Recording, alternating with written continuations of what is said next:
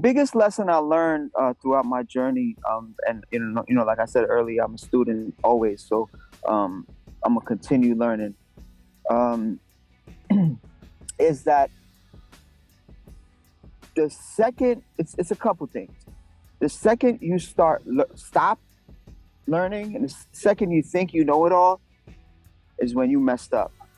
That's when you're doomed. And the other thing is that I've learned that experience is the best teacher, at least for me.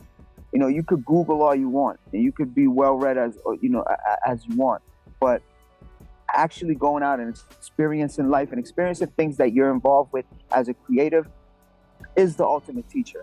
And a lot of times you'll go to learn what not to do rather than what to do. You can learn from other people's mistakes and be like, oh, that's whack, I ain't doing that.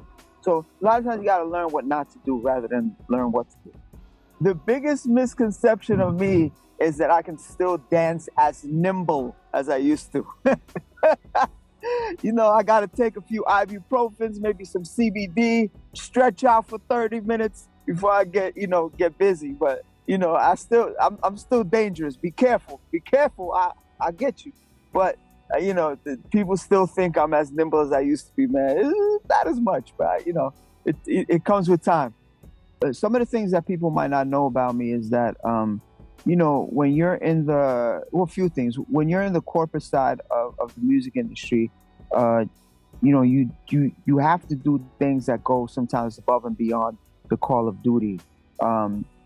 Whether that might be, me and like my coworker and friend J.O. Putting together a podcast to continue the Def Jam brand moving forward.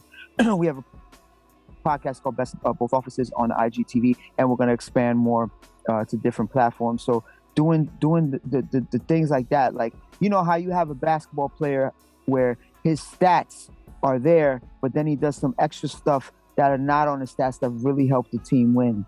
You know what I'm saying? From maybe I have to go and help an artist out and just sit down and talk to him. Or maybe I have to go and the artist is missing something and he needs it. I'm gonna just jump and do it. I don't care what position I have.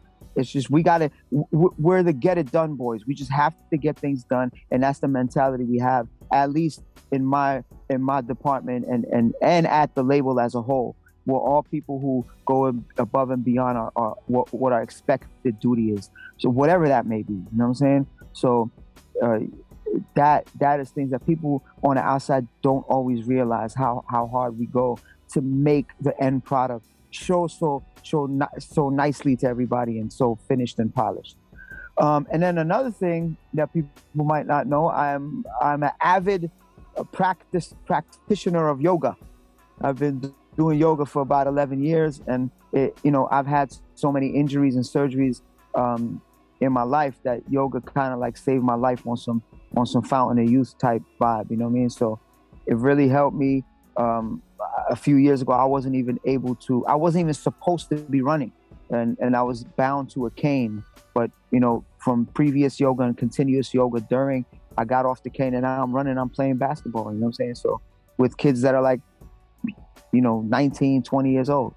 So yoga, and I love tea, but I think a lot of people know I love tea. But if you don't, guess what? We can sit down and talk about tea, and you'll see the connoisseur that I am.